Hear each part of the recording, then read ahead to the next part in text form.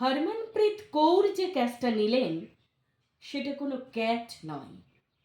2000 বছরের গ্লানির টুঁটি মুঠোয় পড়ে ডিপ কভারের দিকে দৌড় দিলেন। ডিপ কভার থেকে ভারতবর্ষের সমস্ত মাকে বলছিলেন, মা দেখো, মেয়েরা পারে। মা, তোমাকে একদিন ক্রিকেট মাঠ থেকে তাড়িয়ে দিয়েছিল পাড়ার ছেলেরা, বলেছিল যাও উঠোনে বসে পুতুল খেল। মা, আমি সেই উঠোন থেকে উঠে এসেছি আর একটা উঠোনে। মধ্যরাতে ঘরে ঘরে 60 কোটি চোখ তাকিয়ে আছে যে উঠোনের দিকে, সেই নবী মুম্বাইয়ের ভরা স্টেডিয়াম থেকে বলছি, মেয়েরা পারে।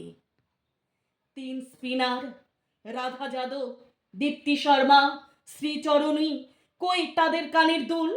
কোথায় গেল লিপস্টিক? যে কানের দুল দেখে রবি শাস্ত্রীরা কমেন্ট্রি বক্স থেকে মেয়েদের চিনে নিতেন কে ভালো কে আরো ভালো। দরদর করে ঘামছে মেয়েগুলো, দৌড়চ্ছে বাউন্ডারির দিকে, ছুটন্ত বলের দিকে, বল নয় নিজের দুরন্ত আত্মার দিকে। ঘামে ভেজা মেয়েদের মুখ যে এত সুন্দর হতে পারে সে আমি কখনো ভাবিনি।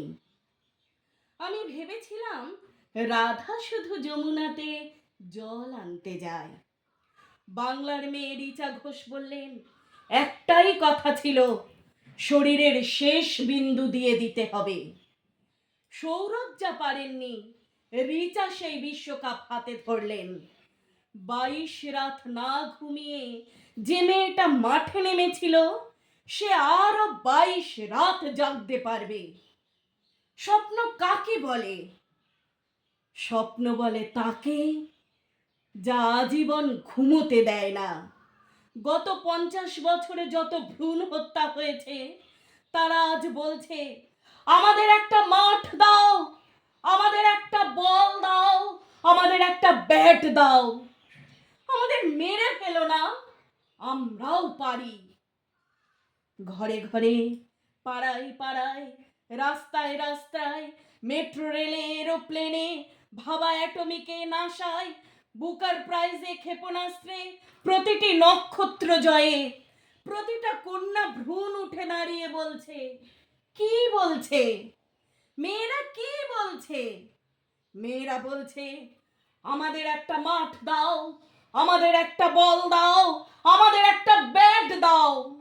আমরাও সারা ভারতবর্ষকে আনন্দে, নবীন আনন্দে, গভীর আনন্দে, ইট চাপা আনন্দ থেকে ইট সরিয়ে মাতাল আনন্দে, তুরীয় আনন্দে, সমুদ্র হিমাচল কাঁদিয়ে দিতে পারি।